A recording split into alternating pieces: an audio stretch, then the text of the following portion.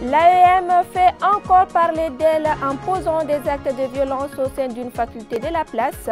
Cette énième violence a ouvert le débat sur l'avenir de l'association. Nous en parlerons dans cette édition. Les rabatteurs des clients ou coxeurs sont des personnes qui cherchent des voyageurs pour les transporteurs, un secteur qui a besoin d'un peu d'ordre pour la sécurité des clients et des coxeurs eux-mêmes. Les détails dans quelques instants. Merci d'avoir choisi ORTM2 pour vous informer. Mesdames et messieurs, bonsoir et bienvenue. L'AEM, l'association des élèves étudiants du Mali, fait encore parler d'elle. Le mouvement estudiantin s'est déchiré autour de la place. Cette énième violence a ouvert les débats sur l'avenir de l'association. Ici à ORTM2, nous avons donc décidé d'aller à la rencontre des véritables acteurs. Primo, pour tenter de toucher du doigt l'origine de cette violence. Secondo, pour voir quel peut être l'avenir de l'AEM. Cheikh Fatama Ndiaye. Chaque année, c'est le même scénario qui se reproduit dans l'espace universitaire. Des étudiants se battent entre eux et finissent le plus souvent par se tuer. Face à la récurrence du phénomène, nous avons pris le soin d'aller à la rencontre du premier responsable du CNU, Centre national des œuvres universitaires. Tout en précisant sa mission, le directeur ne s'est pas dérobé de sa responsabilité. Nous intervenons dans le logement des étudiants, dans la prise en charge de la restauration universitaire. Nous avons des centres de santé pour offrir les premiers soins aux étudiants.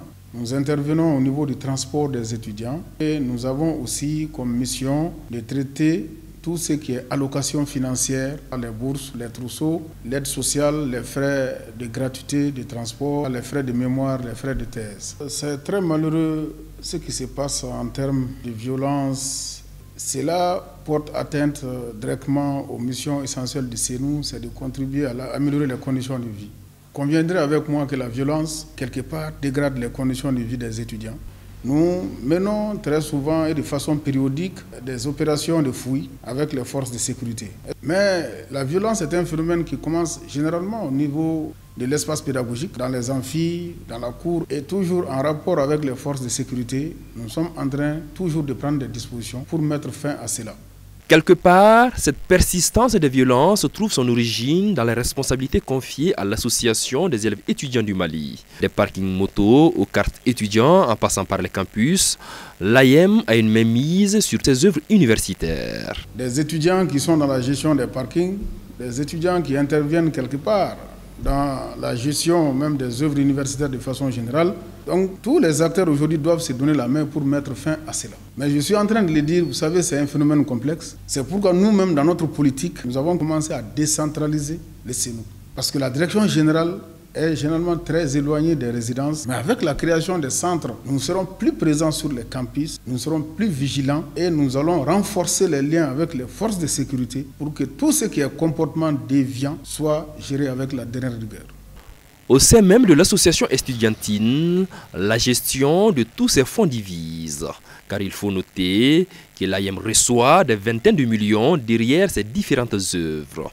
Mais dans quoi, où et comment ces fonds sont utilisés, rares sont les membres même du bureau qui sont en mesure de répondre. Les fonds de l'association doivent être gérés par l'ensemble. Mais en réalité, moi, le bureau de coordination, ça me fait 4 ans que je suis membre. Je ne sais pas où se parlent vraiment ces sommes-là. C'est le secrétaire général seul qui est responsable. Mais ça ne vous frustre pas? Ça nous frustre, mais toute situation s'élève qu'on va combattre vraiment ce système. Ils vont dire que l'AEM a commencé avec son histoire de l'argent. Nous aussi, nous regardons aussi vraiment notre avenir qui est les études.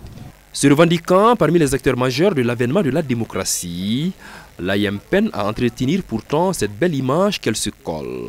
C'est pourquoi sa dissolution est de plus en plus envisagée.